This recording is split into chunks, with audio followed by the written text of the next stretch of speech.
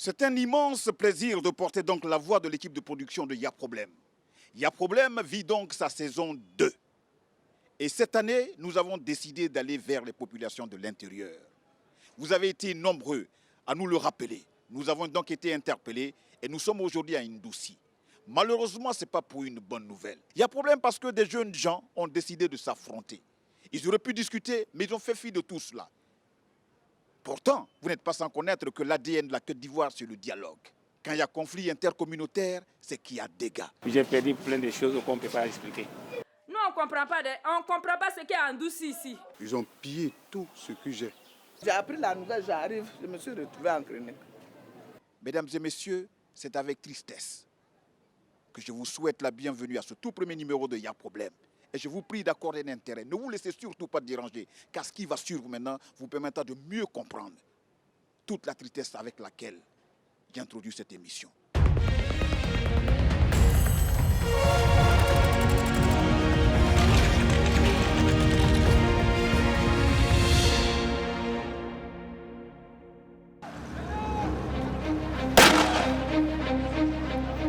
C'est très souvent que la vie sociale en Côte d'Ivoire est rythmée par des conflits qualifiés de communautaires.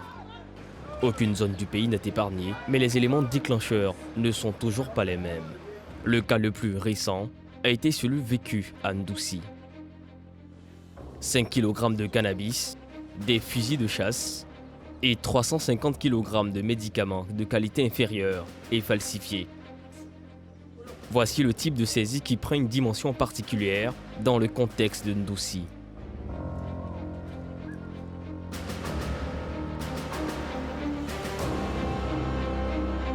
Une saisie qui intervient dans le cadre d'une grande opération de sécurisation initiée dans l'urgence par le gouvernement. Et pour cause, plus rien ne va à Ndoussi. Konan Kwadjo-Bertin, représentant du gouvernement, a été dépêché dans la ville dont toutes les composantes sont réunies ici. Parmi eux, certains ont perdu des êtres chers et d'autres ont tout perdu, leurs biens et l'économie de toute leur vie.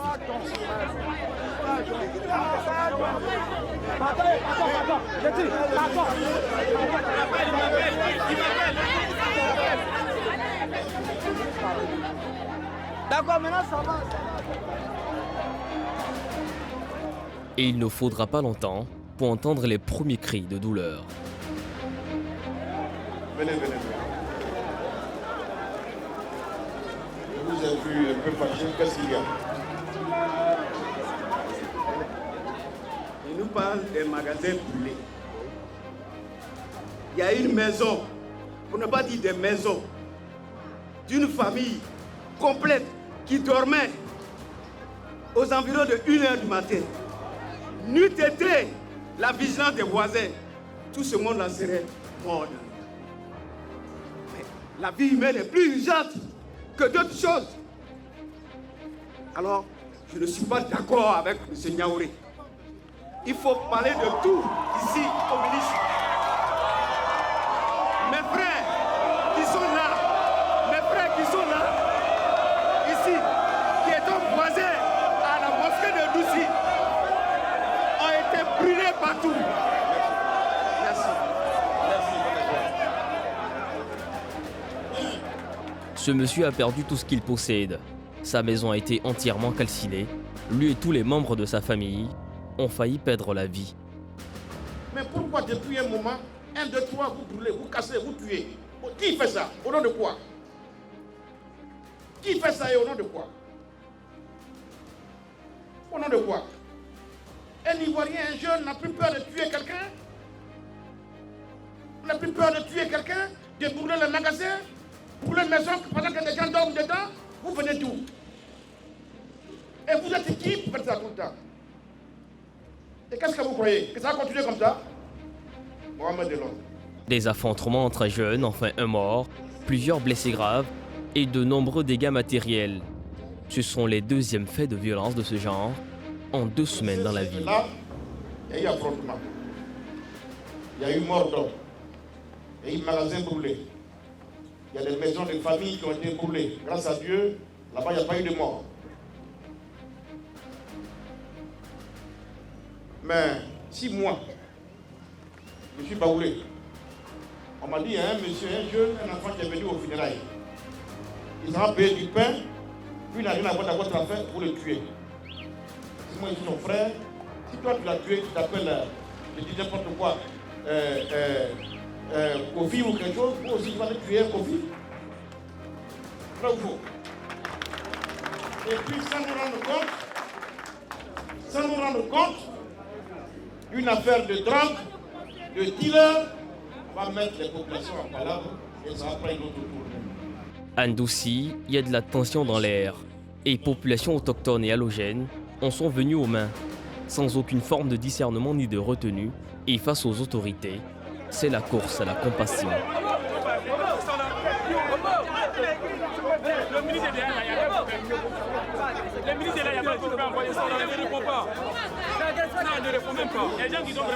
La cérémonie terminée, la tension semble descendre d'un cran à peine et les accusations refont surface.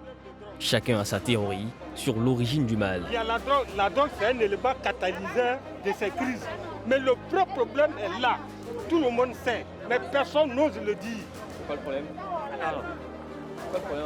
Le problème, si vous voulez, moi je vous le dis, j'ai pas peur.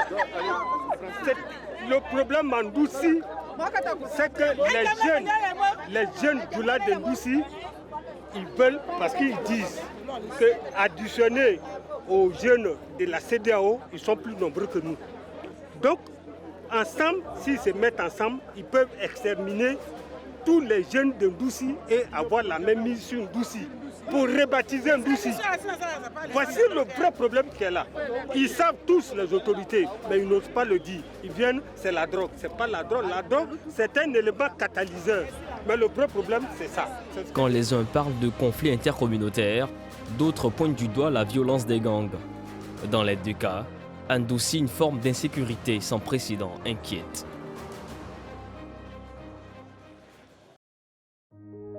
Dans le sillage des critiques qui rythment la vie politique, la Côte d'Ivoire enregistre régulièrement des conflits intercommunautaires, des conflits sanglants, parfois meurtriers qui endeuillent et attristent de nombreuses familles. Ndoussi, 100 000 habitants, presque pas un immeuble, des rues droites et des quartiers taillés au carré, une ville carrefour écrasée par le soleil et de plus en plus par la violence. Dans ce numéro de Y'a Problème, vous allez découvrir des populations effarées qui luttent au quotidien pour leur survie et qui se débattent parfois seules contre les groupes d'intérêt, les gangs, la drogue et la pauvreté. Face à ces réalités, les femmes et les enfants sont les plus démunis. Dans cette édition exclusive de Y'a Problème, on vous raconte l'histoire de ces personnes qui paient le prix fort de ces conflits qui embrasent les communautés. Guerre ouverte aux enjeux peu connus de tous, meurtres, enlèvements, trafic de tout genre, plongés dans un univers impitoyable où règne la misère et une violence extrême. Attention, ce que vous allez voir dépasse l'entendement. On est loin du Far West, mais c'est un véritable scénario de film que nous dévoile cette petite ville, d'où retentit un énorme Y'a Problème.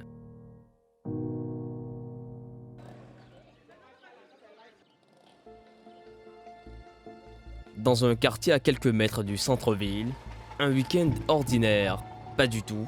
Une famille est à nouveau frappée par un malheur. L'aîné de ma maman, voilà mon oncle. Voilà la maison, ils n'ont pas pu sortir même un objet de la maison. Un objet de la maison n'est pas sorti de la maison. Donc, tu vois le sinistre, avec le feu, ils ont dit qu'il ne faudrait pas que quelqu'un sorte. Il y avait les enfants, ils ont dit qu'il ne faudrait pas que quelqu'un sorte de la maison. Et personne n'est sorti. Personne n'est sorti de la maison. Tout le dégât, même un seul habit n'est pas sorti de la maison. Voilà, ça c'est mon oncle. Ils ont mis le feu. Quelqu'un doit les traumatiser. On a fait quoi? C'est en comment ils ont mis le feu. Si ce n'est pas l'éternel de Dieu des armées, si ce n'est pas lui, on allait mourir. La nuit précédente, des personnes non identifiées et armées ont frappé à leur porte. Les menaçant de mort, apeurés, la famille est restée cloîtrée dans la maison, y trouvant refuge. Les bandits en représailles ont mis le feu à la maison. Ces deux-là, voilà, c'est les deux-là, c'est eux. Ils étaient dans la maison. Donc j'ai dit, ah, où sont les enfants? Et puis il y a une qui a dit, donc sa grâce est sortie. Il a dit, mais toi tu es sorti là, tu ne peux pas faire sortir les deux enfants. Hein? Elle dit, tante, ils sont dedans. Donc c'est les jeunes, c'est grâce aux jeunes là que ces enfants ont été sauvés. Attends, il y avait la flamme. Les enfants ont fait, les papas viennent de mourir en personne. Mal, très mal. On se sent mal. Hein. Très mal. La famille, tous on est malades. C'est parce qu'on croit en notre Dieu. Tous nos biens, depuis nos jeunesse jusqu'à jeune base aujourd'hui, rien. Vraiment. Ce sont les habits habits de donner la mort. Mais comme on regarde à Dieu, c'est cela. On a mal. J'ai mal. J'ai mal. Et puis au moment où les jeunes sont venus pour éteindre le feu, ils ont lancé un lacrymogène. Je suis là, mes yeux, ils font mal. À Christ, nous éloigner. On est les policiers qui ont lancé un lacrymogène. Donc vraiment. Donc sinon les gens la douleur est tellement atroce, est tellement dure. C'est parce qu'on regarde à Dieu l'éternel. Sinon, vraiment. Heureusement pour cette famille, elle a de justesse évité le pire. Mais autour de la maison, règne à la fois un sentiment de tristesse et de colère. Et les gens étaient ici avec l'arme, avec machette, ils sont couchés là, ceux qui ont mis le feu, ils sont couchés là, il ne faudrait pas que quelqu'un sorte de la maison. Qu'est-ce que la personne qui sort de la maison, on va le découper. Et la femme de mon fils est sortie, quand elle avait on dit retour, si tu rentres dedans, si tu sors, on va te découper. Et Dieu merci, elle est rentrée et après elle a pu sortir pour aller informer les parents qui sont d'à côté là et qui sont venus maintenant aller avec le bruit, tout le monde a pu, ils ont cassé les portes et tout le monde est sorti. Vous avez eu le sinistre. C'est une famille autochtone et ici on n'a aucun doute que cet assaut est simplement une déclaration de guerre des allochtones. C'est mon papa, Pombo Alphonse, qui a construit cette maison. Et il était le premier en 1946 à recevoir les Djoula. Et c'est le terrain qui est là-bas, l'aide court qui est là-bas. Il a été très généreux. Il a été très généreux. Et c'est sa maison, les Djoula viennent brûler. Vous comprenez ça? Oui. Moi je dis oui. Je dis oui. Quel jeune de nous qui va venir brûler la maison? La maison fait presque 60 ans, 70 ans. Hein? Vous comprenez ça? Non, ne caressons pas ce qui est sérieux. Ici, on se méfie de tous ceux qui ne font pas partie de la communauté. D'autant que si on vous dévisage comme une personne étrangère à la communauté, la tension peut très vite monter.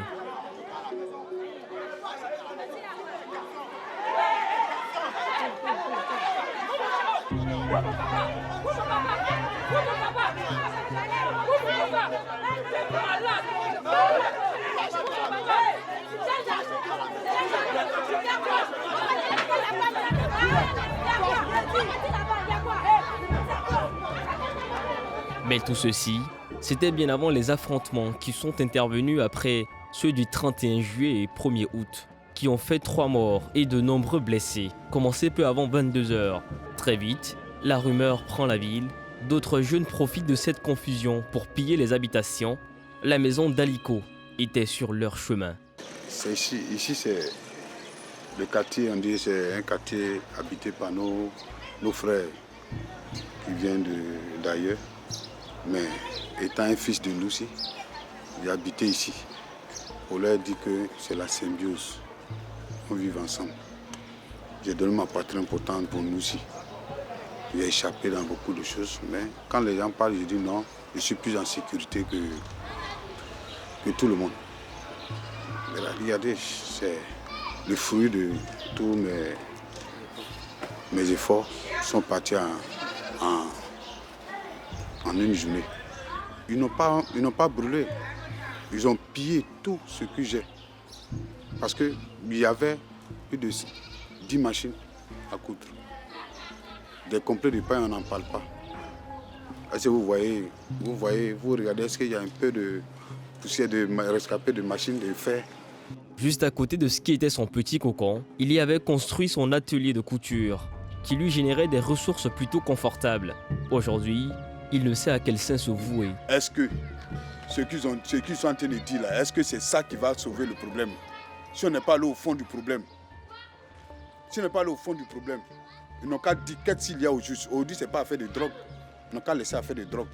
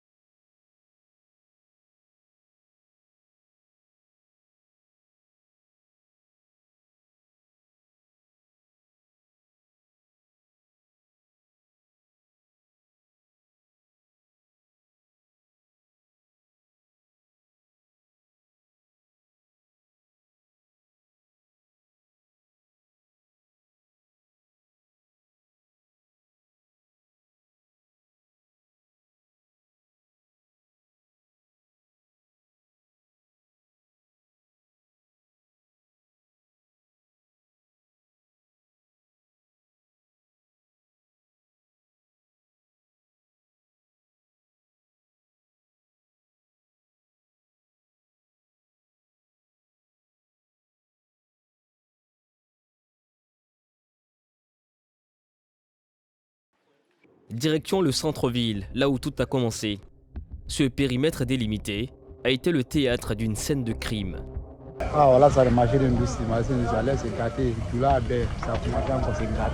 Ces images datent de la nuit du 13 août 2022. Pillage et incendie de 24 commerces.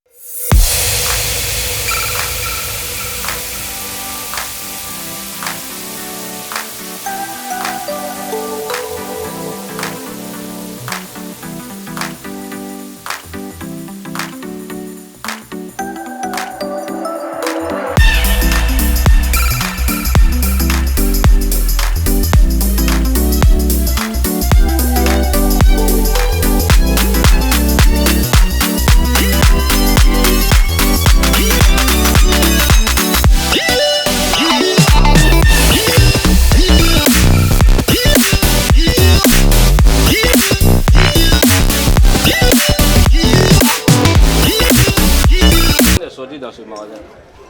Qu'est-ce que vous avez perdu? Tout est perdu. Rien. On n'a pas plus sauvé quelque chose ici. Tout. Moi je vends les vélos, j'ai des vélos moto. La plupart ils vendent les vélos des enfants, les jouets des enfants. C'est deux magasins il y avait. Puisque le dépôt en haut, sous-sol. Sous-sol en haut. Malheureusement tout est parti. Sur le bâtiment, il y avait au moins des magasins. C'était un seul magasin, mais il est cassé pour faire deux magasins. Vous voyez les limites. Il est cassé pour faire un seul magasin. Le dépôt était en haut. Malheureusement, ils m'ont appelé à 4 h, je suis arrivé. Il n'y avait rien. On ne pouvait pas sauver quelque chose encore dessus. Il y a tout perdu, tout. Kamagaté tenait ici son business de pièces détachées pour vélo et moto. Et ce matin, il constate l'ampleur des dégâts, le taux d'une valeur de près de 6 millions de francs CFA, et il s'imagine qu'il lui sera difficile de tout reconstruire. Il a perdu beaucoup d'argent quand même. On ne peut pas parler. Vous-même, vous voyez le marchandise, la manière magé qui s'est brûlé, puis c'est en haut comme ça. Il faut te dire que ce n'était pas pour les enfants. C'était pas pour les enfants. En dessous ici, tout le monde me connaît. Quand on dit Kamagaté, pierre détachée, je suis le seul à faire pierre détachée en douce ici. Et tout ça, vous avez perdu? Tout est perdu. Je n'ai rien fait sortir dans ce magasin-là. Le vendredi, il est déchargé. Vendredi, il a fait un déchargement. Le samedi, on vient trouver que tout est parti en fumée. Les reçus d'achat, casier judiciaire, tout, puis reçus de commerce, avec mes papiers importants, tout est parti en fumée. Les autorités montées au créneau ont pour l'heure appelé au calme et promis aux sinistrés l'ouverture d'une enquête éclair pour que justice soit vite rendue. Oui, ça c'est deuxième porte là. C'était deux portes d'où face. Qu'est-ce que vous faisiez ici? Oui, ici, il y avait fait un bureau là, à côté. C'est mon bureau qui était ici. Tout c'était étagère, au pire, mon dépôt était en haut. Là, ici, là, quand les vélos, il n'y a pas de place là-bas, on vient placer le reste ici pour que ceux qui passent derrière puissent voir ce qui est dans le magasin. Puis devant aussi, on avait fait terrasse avec des bâches. Ils ont pu déplacer les bâches seulement, ils ont pu sauver ça, mais malheureusement, rien n'est resté. Ces bâches seulement, bâches qu'on mettait en haut des vélos là, c'est ça qui est resté. Sinon, tout ce qui est dans le magasin, c'est brûlé. Tout c'est parti en fumée.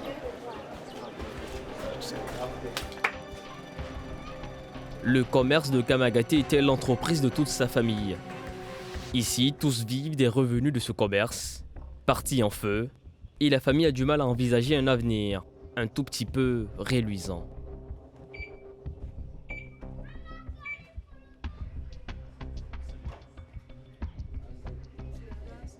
En fait, c'est ma affaire de ma maman là, qui est un peu compliquée dans toute affaire là même.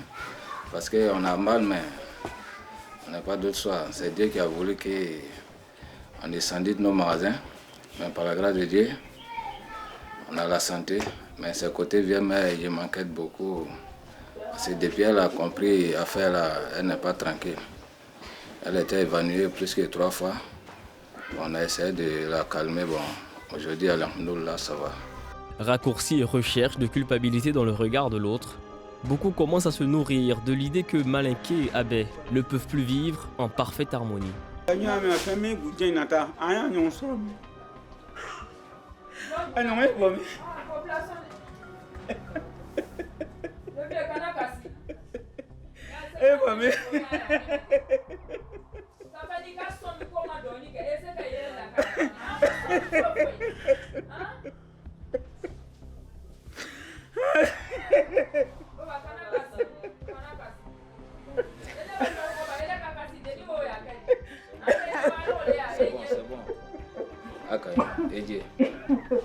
C'est bon, c'est que si Dieu fait grâce, on a la santé. C'est l'homme qui cherche, ça va aller. Ça va aller. C'est Dieu qui est fort. Dieu merci si on a envie, ça va. Tuez l'homme tous les jours. Si vous prenez, vous bien tuer. Si vous bien vous bien tuer, faut pas pleurer, ça va aller. Ça va aller, bébé. Ce père de famille est à bout. Lui et sa famille ont toute leur vie ici. Ils font partie d'une génération qui a vécu plusieurs conflits de ce genre. Encore des décès et des blessés, des déplacés aussi d'importants dégâts matériels, selon le bilan macabre dressé par les autorités. En douce ici, là, tout le monde veut fermer leur cou. Plus que si c'est comme ça, là, tu fermes avec tes enfants, vous êtes dedans. Maintenant, s'il fait jour, là, tu les fais sortir. Parce que quand ils commencent à tirer, là, tout le monde est embrouillé. Qui va rester? Les enfants veulent voir. C'est quoi?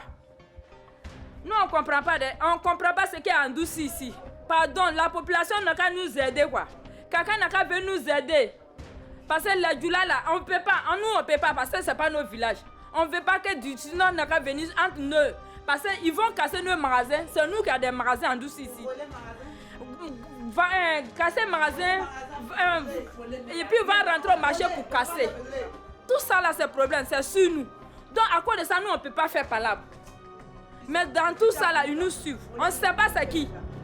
Le député de Ndoussi a décidé de faire bouger les choses. Il nous a donné rendez-vous. Charles Niaoré est issu de la société civile. Élu il y a 2 ans, il se revendique proche des habitants. Il faut dire que c'est au contraire donc de ce que l'on pourrait dire. C'est vrai que nous ne sommes pas officiers ou sous-officiers de police judiciaire, mais à la réalité, ce n'est pas un conflit ethnique, ce n'est pas un conflit communautaire. Nous croyons que la source est ailleurs. Mais malheureusement, vous comprenez que... L'autre, c'était le 1er août. Ok. Mais malheureusement, vous comprenez que dans ce genre de situation, il y a des amitiés, il y a des affinités. Et quand c'est comme ça peut tomber donc sur d'autres terrains. Et c'est ce que nous essayons de régler pour faire comprendre à nos jeunes que nous vivons une situation difficile, mais qui ne doit pas être une situation qui devrait nous désunir. Ses manches sont retroussées depuis le début des affrontements. Pourtant, malgré sa fonction, il avoue son impuissance et son incompréhension face au conflit, dont l'origine peut être à la fois de sources communautaires ou révélée d'une guerre de gangs, avec un enjeu de taille, le contrôle de l'activité criminelle à Ndoussi. Lui, c'est un ami d'ailleurs, c'est un ami. C'est un voisin. C'est un voisin à moi-même. Voisin propriétaire aussi. Ali. Voilà Ali, mon frère, lui, il est voisin à moi. Avec moi là. Donc, ma soeur n'est pas là. Qu'est-ce que toi tu... Toi, ton magasin, c'est où? Voilà mon magasin de bijouterie là. Le maquis là, la tenancier là, elle n'est pas là. C'est clair, c'est la vanne des canons. Ici, c'est un petit endroit où de temps en temps on venait s'asseoir avec des amis, prendre une limonade. C'était un petit coin sympathique. Ça appartenait à une jeune dame, Claire, qui se débrouille comme un peu. Et lui, il est bijoutier. Vous avez vu que son... Aujourd'hui, tout est parti, tout son matériel est parti, et sûrement avec de la marchandise. Des vitrines, des bijoux, tout a été brûlé. Qu'est-ce que vous avez perdu? J'ai perdu plein de choses qu'on ne peut pas expliquer. Dans un atelier, tu vois, quand c'est un peu beaucoup, les choses sont placées. Souvent, on cache même des sous. Voilà, on ne peut pas parler de tout ça là. Moi, tout ce que mon chef a dit, j'ai préféré que ça s'arrête là. On n'a pas arrêté ça. On n'est pas dans guerre, on n'est pas dans palabre. On cherche à manger, on a une famille à nourrir. Tu n'es pas de faire palabre pour mettre ta famille en danger. Il faut protéger la famille en travaillant pour les nourrir. C'est ce que nous on fait. Briser la loi du silence, c'est le serment qu'a fait le député. Trouver les responsables de ces dégâts et de ces crimes est devenu une priorité de haut niveau. Pour la première fois à Ndoussi, une action collective en justice regroupe près d'une trentaine de plaintes. En bas que nous on arrive, c'était trop tard, l'autre bâtiment était déjà en feu déjà. Donc au moment où on arrivait vers chez nous ici, c'était déjà trop tard, ils avaient déjà pillé, cassé tout. On est arrivé, bon, on essayait d'aider les sapeurs-pompiers à éteindre le feu pour ne pas que ça puisse atteindre chez nous ici. Donc voilà, vous pouvez voir, tout ça, tout ça, il y avait des téléphones, il y avait tout, les accessoires des téléphones, les écrans des téléphones, tout a été pillé, ma télé, tout. Bon, c'est un peu ça. Autour d'une valeur combien? Moins 6 000. Zori, Adèle. Yako, frère. Yako. Et puis vraiment, on voudrait, moi en tant que lui, je voudrais vous demander pardon. D'abord, vous dites que nous sommes de cœur avec vous, parce qu'on sait ce que votre magasin, ce que le commerce apporte à l'économie de la ville. Vous demandez pardon de prendre ça dans la dignité, de comprendre que tout ce que Dieu fait est bon. Mais nous aussi, de notre côté, nous sommes en train de travailler avec les différentes autorités, les autorités compétentes pour voir comment est-ce que cela n'arrive plus jamais et comment vous aider à vous relever. Parce que c'est aussi cela notre rôle. Et vous dit encore, comme on le dit chez nous, Yako, et puis vous avez tout notre soutien. Ce que Charles Ignoré ne dit pas, c'est que Ndoussi est en pleine déliquescence économique et sociale. Et l'organisation d'un procès s'annonce d'un immense défi. Il est sinistré, veut l'être rassuré. Il y avait tout ça. Bon, je ne sais pas, je ne peux pas toucher parce que je ne sais pas si... Il y avait tout ça, c'est une scie. Oui, c'est une scie à métaux, non? Voilà, c'est ça, non? vous voyez ça, ici il y a une fausse scie. Mais avant de rassurer les populations sur les milliers de questions qu'ils se posent, il faut d'abord faire revenir le calme.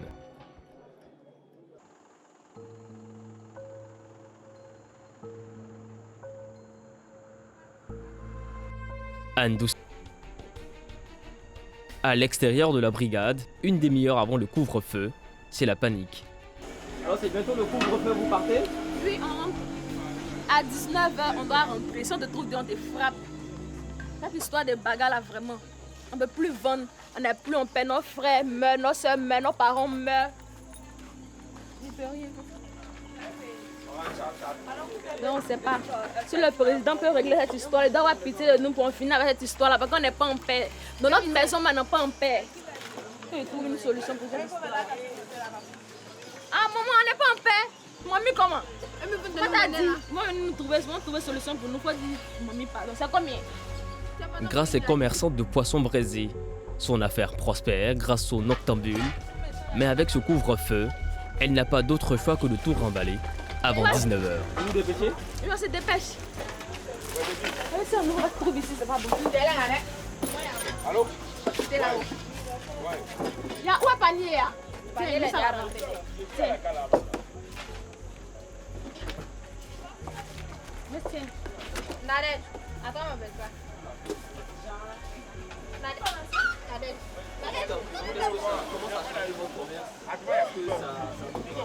Ça nous dérange.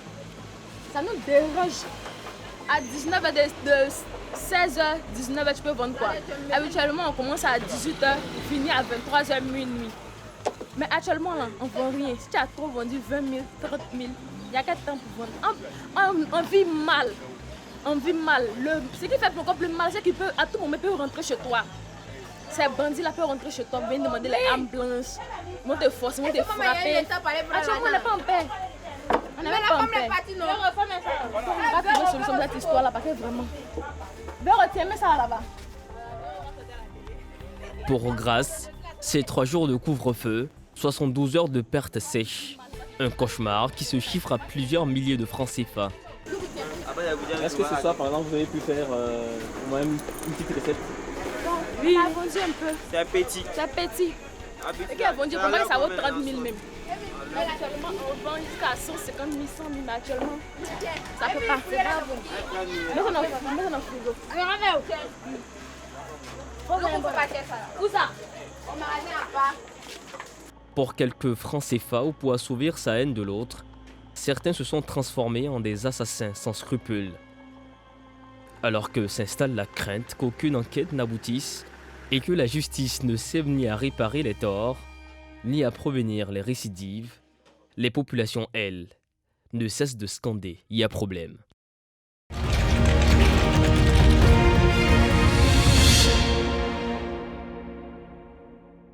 Téléspectateurs assidus de la chaîne Sans Filtre Live TV, j'espère que ce reportage a retenu votre attention et cela vous a situé trait pour trait sur tout ce qui se passe à Ndoussi. Une véritable tragédie qui guette donc cette paisible commune. C'est pourquoi nous avons décidé de faire le tour de la question dans le cadre de notre magazine qui n'est autre que « Il y a problème » avec donc Nana Bokade qui est le chef du village Ndoussi. Chef, bonsoir. Bonsoir. Merci d'avoir répondu à notre appel. Votre présence ici donne un cachet particulier à nos échanges parce que vous êtes le chef. Vous représentez donc cette vaillante population de Ndoussi, mais il s'avère qu'un grand danger vous guette. Merci de venir vers nous et en tout cas de pleurer avec nous par rapport à cette situation que nous avons vécue. Au cours des échanges, nous allons revenir sur ce à quoi nous ne nous attendions pas et qui est arrivé, qui a causé la désolation des populations. Après Nana Bokade, j'ai juste à côté de moi Monsieur Ouattara Mamadou, qui est donc chef Sonifo et président des collectifs des chefs de communauté de Ndoussi. Oui, en effet, nous vous remercions. Et tout d'abord, nous allons nous incliner devant toutes ces personnes qui nous ont quittés pendant cette malheureuse crise. Que Dieu leur accorde la paix. Et en second, nous allons dire que notre ville, comme vous l'avez dit, c'est une ville paisible. Une ville très paisible à laquelle il arrive certaines situations que nous-mêmes, habitants d'Ndoussi, nous ne comprenons pas totalement. Aujourd'hui, nous sommes 31 communautés. 31 communautés venues de divers horizons qui vivent en Ndoussi. Vous savez, si les abeilles étaient mauvais, 31 communautés n'allaient pas être là. Et si nous qui sommes arrivés, nous étions mauvais, nous ne pourrions pas vivre depuis 1940 jusqu'à aujourd'hui ensemble. Donc il faut se dire que vraiment, le démon qui est venu, ce démon-là, nous prions Dieu, que Dieu puisse le renvoyer de chez nous. Alors, chef, quand j'écoute M. Ouattara, tout semble aller dans le bon sens. Je veux dire que il parle avec respect, avec reconnaissance, n'est-ce pas, la générosité légendaire donc, du peuple abbé. Alors d'où vient-il qu'il y a ces malentendus qui vont jusqu'à faire beaucoup de victimes? Qu'est-ce qui n'a pas marché? Qu'est-ce qui s'est passé? Alors, d'accord. Alors, M. Ouattara Mamadou vraiment a campé déjà le sujet et nous voudrions signaler ceci. Le conflit qui nous affecte n'est pas un conflit d'adultes. Les enquêtes vont nous situer les jours à venir, mais nous remarquons que ce conflit-là affecte la jeunesse. Vous allez voir, ce n'est pas les adultes, ce sont les jeunes qui s'affrontent tout le temps et qui causent la désolation de la population. Mais quel est le but, quelle est la cause de ces affrontements? Je pense que cet événement est survenu. Avec les forces de défense et de sécurité qui mènent les enquêtes, nous serons situés sur les responsabilités de ceux-mêmes qui causent ces conflits à répétition. Alors, chef, est-ce qu'il vous arrive d'échanger un temps soit peu avec vos enfants? Les échanges que nous avons eus jusqu'à présent sont arrelant un peu de jalousie pour certains. Il y a plusieurs têtes, de jalousie. On parlerait de jalousie, on parlerait de drogue, on parlerait de monopole, de mainmise, de contrôle de Ndoussi, comme les villes comme Bouaké, Anyama, mais il n'en est rien.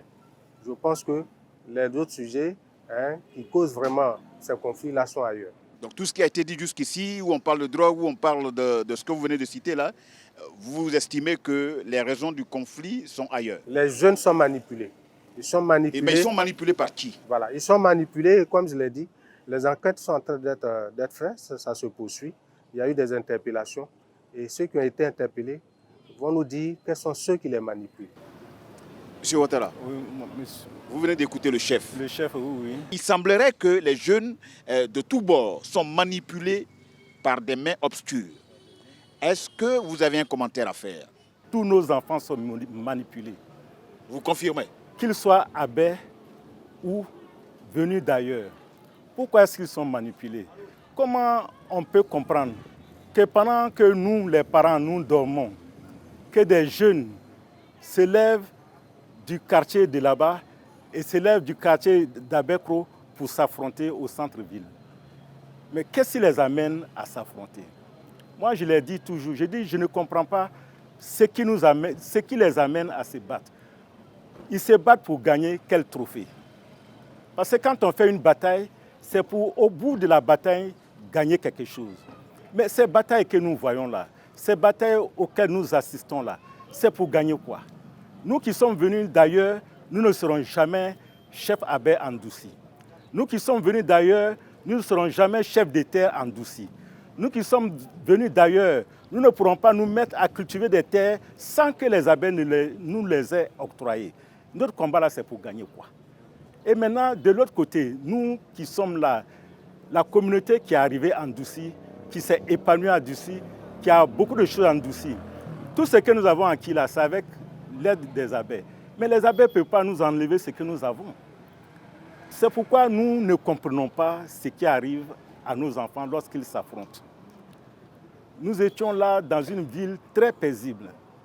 Figurez-vous qu'ici, les abbés ne décident rien sans nous appeler. Ils nous appellent, on va s'asseoir, ils disent on va faire ceci, cela dans la ville d'Ndoussi et on s'accorde là-dessus, on cède à le faire. Mais maintenant, les problèmes politiques sont venus. Après, il y a eu... Ndoussi a reçu beaucoup de gens. Il y a beaucoup de gens qui sont venus en Ndoussi dans ces derniers temps, juste après la guerre. Vraiment, nous-mêmes, actuellement où nous sommes, le chef même et moi, nous ne pouvons pas situer quelle est la réalité, parce qu'entre nous adultes, il n'y a rien. Mais c'est nos enfants qui se battent. Ok, chef, aujourd'hui, quel est l'état de vos rapports, vous deux? Il faut dire que les rapports sont un peu distants. Oui, ça, il ne faut pas se voiler la face. Ouais, okay. On se regarde en chien de faïence. Dans cette crise, quelle est votre responsabilité? Notre responsabilité, c'est de faire en sorte que les populations d'Ndoussi soient encore réunies, parce que nous étions unis. Alors, on va joindre donc la parole. Il faut que nous soyons réunis comme nous l'avions été depuis toujours. Avant, ici, Ndoussi, c'était une ville sportive. Pendant les vacances, au lieu de faire des bagarres comme ça, c'était le football. Et c'était quelque chose de très fier, c'était élégant. Les jeunesses se croisaient de quartier à quartier. C'était très beau, c'était bien à voir. Je voudrais simplement dire que tout ceci peut être possible. Si vous avez vécu donc à bonne intelligence, vous pouvez le refaire. Il suffit que chacun soit habité d'une seule et unique volonté. Dissiper tous les malentendus entre vous. Et puis il faut joindre l'acte à la parole parce que c'est de vous que s'inspirent donc vos enfants. Moi, mon souhait est qu'on puisse revenir ici, que les abeilles, les malinqués ou bien toutes les autres ethnies qui sont arrivées ici puissent être donc dans la cohésion totale. Et que ce type de tragédie-là ne se répète plus dans cette commune de Ndoussi. Vous pouvez vous serrer la main si c'est possible? Il n'y a pas de problème. Voilà. Ok. Nous sommes donc, ensemble, nous avons été toujours ensemble. Tous les téléspectateurs, je tiens à dire à mon frère Mamadou qu'aujourd'hui la paix est scellée. Ne nous regardons plus en chien de faïence et puis que Ndoussi vive des moments les plus heureux. Quelques commentaires, vos impressions? Bon, mais moi je leur dis merci. Je suis très ravi parce que je ne m'attendais pas du tout à une intervention aussi légère de la part de notre frère Mamadou. Ben, s'il l'a fait, bon, mais je rends gloire à Dieu parce qu'avec ça, je pense que les cœurs sont désarmés et la paix va revenir définitivement en Ndoussi. Nous sommes heureuses vraiment de se réconcilier et puis être un aujourd'hui à Ndoussi. Arrivé, nous on va appeler nos sœurs pour les informer, leur dire qu'on a eu une réconciliation avec le peuple malinké et le peuple abé aussi. Nous qui sommes ni malinké ni abé, nous sommes des commerçants. Et tu te lèves matin, tu viens trouver toute ta marchandise, ton magasin en cendres. Vraiment, nous sommes dépassés. Donc la réconciliation que vous venez de faire, ça nous va droit au cœur. Je vous rappelle que nous sommes en Ndoussi et nous sommes donc en posture de pouvoir apporter quelques pistes de solutions pour que la paix revienne dans cette paisible commune. Les gens y ont vécu avec une bonne intelligence. Chef, merci. Nous allons recevoir après vous d'autres invités et on espère que ces autres invités seront dans le même état d'esprit pour que Ndoussi puisse retrouver donc sa paix.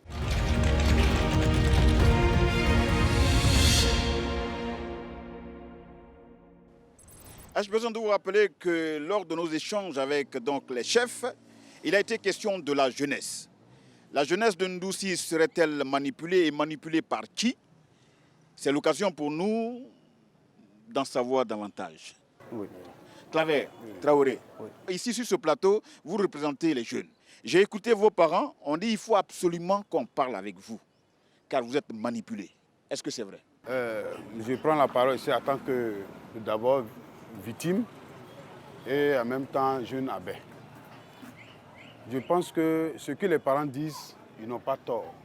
Vous allez faire quoi maintenant par rapport à ce monsieur qui a tout perdu? La dame tout à l'heure qui me parlait, elle dit qu'elle n'est pas dans tout ça. Aujourd'hui, elle n'a plus son commerce. Et ils sont nombreux comme ça, ces gens qui habitent Ndoussi, qui veulent faire leur affaire. Mais aujourd'hui, par tout ce que vous créez entre vous, les jeunes là, vos parents sur ce plateau viennent de nous informer que vous êtes manipulés. Et ils sont à la recherche de ces manipulateurs. Mais vous, ils les connaissez, c'est qui? Tout le monde a fui. Ceux qui ont commencé les... Ceux qui ont commencé, tout le monde a fui. Tout le monde a fui. Nous qui sommes aujourd'hui ici, là, nous parlons aujourd'hui, on se parle tous les jours. Et quand il y a une réunion, les parents sont là. Quand on convoque les gens à la sous-préfecture, les gens qui font par là, ce n'est pas eux qui vont là-bas. Moi, j'ai très mal de me retrouver ici sur ce plateau et de savoir que mes parents souffrent. Tout simplement parce que vous avez manqué de tact, vous avez manqué de sagesse. Vos parents étaient là. Qu'est-ce que vous prenez comme engagement maintenant? Regardez ces caméras et parlez-vous. Comme ils ne sont pas là, parlez-leur, dites-leur avec votre langage. Moi, j'ai déjà pris un engagement. Parce que si je n'avais pas pris l'engagement, aujourd'hui, peut-être je ne serais pas sur ce plateau. Parce qu'actuellement, je suis blessé. J'ai tout perdu. J'ai 6 enfants qui vont à l'école. Ils reviennent, ils vont dormir où? Aujourd'hui, je viens à peine de la mairie, aller chercher comment trouver les extraits des enfants pour pouvoir qu'ils puissent aller à l'école. Monsieur, ça fait mal de voir ceux que tu mangeais ensemble avec eux. Tu faisais tout avec eux. Tu partais même chez eux, vous partagez tout. Qui n'arrive même pas un jour même, venir te dire même, simple mon frère, bonjour, Yako, il n'y en a pas. Même appel pour me dire, mon frère, Yako, il n'y en a pas. Vraiment, ça fait mal. Mais moi, ce que moi je demande, Je n'ai pas la haine dans mon cœur. Traoré, quel est le message à l'endroit de ton frère? Il faut reconnaître que ce que nous vivons aujourd'hui, ce n'est pas facile, ça n'arrange pas quelqu'un. Que ce soit Djoula ou Abel, ça n'arrange pas quelqu'un. Et ce qui s'est passé, moi je ne mets pas sur le compte de palabre intercommunautaire ni palabre interethnique. Ça, je ne mets pas ça sur ce compte-là. Mais ce que moi je peux dire, c'est qu'au niveau de ceux mêmes qui se battent, c'est une minorité de jeunes qui se connaissent mieux. Que ce soit du côté Abel ou du côté Djoula, qui se connaissent mieux, qui à chaque moment, quand ils se croisent dans les bas ici situés, qu'on appelle le diesel, quand ils se croisent là-bas, c'est de là tout ça part. On vient m'informer, vraiment, les jeunes Abel viennent tomber sur les jeunes Djoula. De l'autre côté aussi, c'est de la même chose. Quelqu'un va là-bas, je me dis, ah, vraiment, les Djoula viennent tomber sur les Abel. Bon, les informations sont là pour intoxiquer les uns les autres. Donc, chacun de part et d'autre se dit, ah, si c'est comme ça, vraiment, voilà. Et c'est comme ça, la situation n'a pas pu être maîtrisée jusqu'à aujourd'hui. Moi, je me dis que ce problème-là, le fond réel même là, ça vient de nos jeunes frères qui ne veulent pas travailler, qui veulent avoir la vie facile, qui s'adonnent à la prolifération de la drogue. Ça, il faut le dire, il faut être à mesure de le dire. Parce que ça, c'est un fait réel. Je veux m'adresser donc à tous ces manipulateurs, vous qui êtes habités dans l'ombre et qui dites des choses à ces jeunes gens, parce que la nature a horreur de vie, donc vous en profitez pour leur donner tant de petits billets. Et voici ce que ça crée aujourd'hui. Voici le désespoir. Voici les conséquences des actions que vous menez. Alors je vais demander à tout le monde de se lever et qu'ensemble nous puissions dire non. À partir d'aujourd'hui, Ndoussi a pris l'engagement pour la paix. Est-ce que Ndoussi est prêt pour la paix? Oui. Ndoussi, je veux t'entendre crier. Est-ce que tu es prêt pour la paix? Oui. Merci. À bientôt.